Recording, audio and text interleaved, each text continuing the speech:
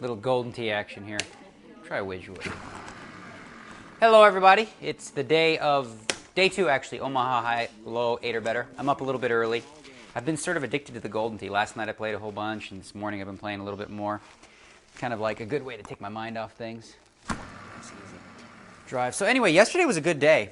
The first couple hours, as I mentioned in my last blog, I just kind of read and relaxed and just took it easy. I mean, frankly, this was a donk fest. I'm telling you what, there's some people here who don't have the slightest clue how to play Omaha 8 or better. There was one really nice lady.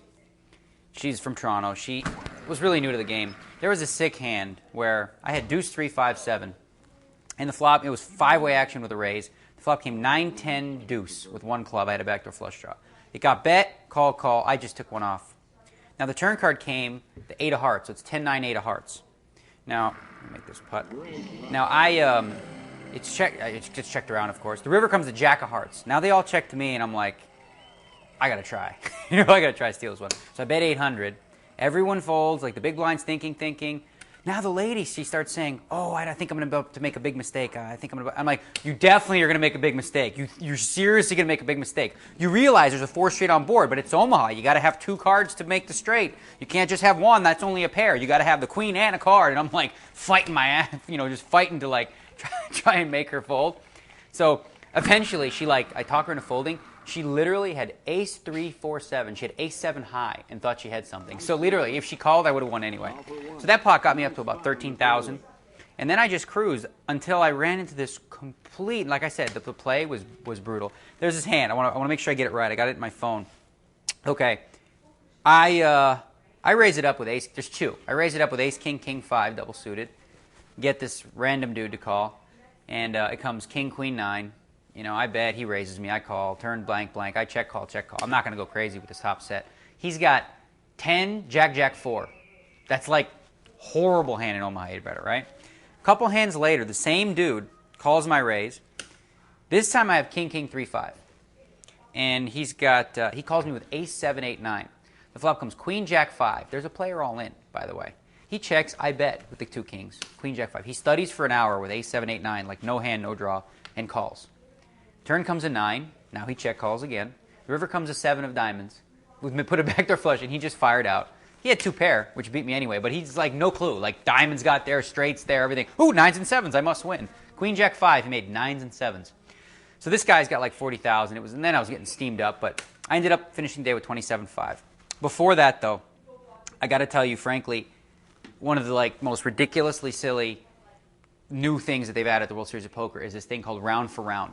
We used to play hand for hand, so if you're one out of the money, each table plays the same amount of hands, and as soon as one guy gets out, you're done. Now they're playing round for round, meaning all tables play one full round. Doesn't matter if you're 8-handed, 10-handed, 7-handed. Now, if whoever goes broke in that round, they all split the prize money for that place, right? If they're in the money after that. I'm trying to explain to the floor people that you want to curb stalling. This promotes it. If every table has to finish at the same round, why wouldn't you want to be the last table? If I'm a short stack, I'm going to say, you know what? I'd like to have extra information. I'll wait till every other table finishes their round. Then I'll stall every hand. Now I'll know whether or not I'm in the money or not. So for example, let's say I'm next to the big button, next to the big blind, and I've got 1 bet left. But I find out how many players are left? 63. Oh, so if I throw this hand, I'm in the money, and I get the full amount? Cool. I'll throw it away if it's marginal. Or conversely, let's say we're not in the money. We're not even close, and I'm low, and I know that I'm going to go broke in the next round. Well, in that case, I might say, well, you know what? I got to gamble because I'm going to go broke in the next round anyway and play the hand in a marginal situation. The point is, you just get so much extra information that you shouldn't get. This whole thing is so confusing to most of the players anyway. Like now 63rd, 64th, and 65th get paid when I only pay 63 spots. I mean, does this count as a World Series of Poker cash? It's just added confusion, and I don't think it's doing what they want it to do. On that note, I wanted to give you my rundown so far of how I think the World Series of Poker has gone from logistical standpoint. I think so far there's been some real big pluses. As far as the bathroom facilities, that's an A+. They did a great job of adding a new area in the back. It's called the poker kitchen area. There's a garage back there with like a really cool kind of bar. Tons of bathroom facilities. The problems we had in the past are gone. So that key issue was addressed. Secondly was the food.